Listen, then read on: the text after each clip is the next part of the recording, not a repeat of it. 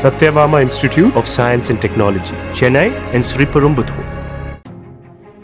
சின்னத்திரை நடிகை ஹார்பிக்கை குடித்து தற்கொலைக்கு முயன்ற சம்பவம் அதிர்ச்சியை ஏற்படுத்தியுள்ளது.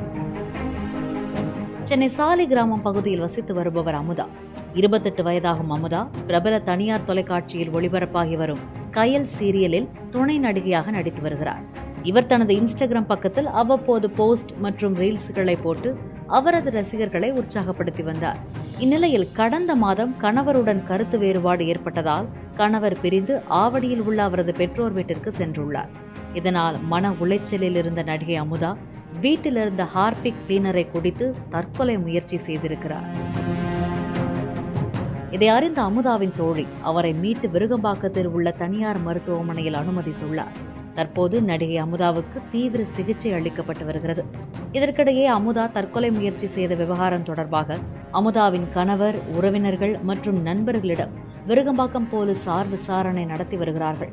நடிகை அமுதாவின் தற்கொலை முயற்சிக்கு குடும்ப பிரச்சனை தான் காரணமா அல்லது வேறு ஏதாவது காரணம் உள்ளதா என்ற கோணத்திலும் போலீசார் விசாரணை நடத்தி வருகிறார்கள்.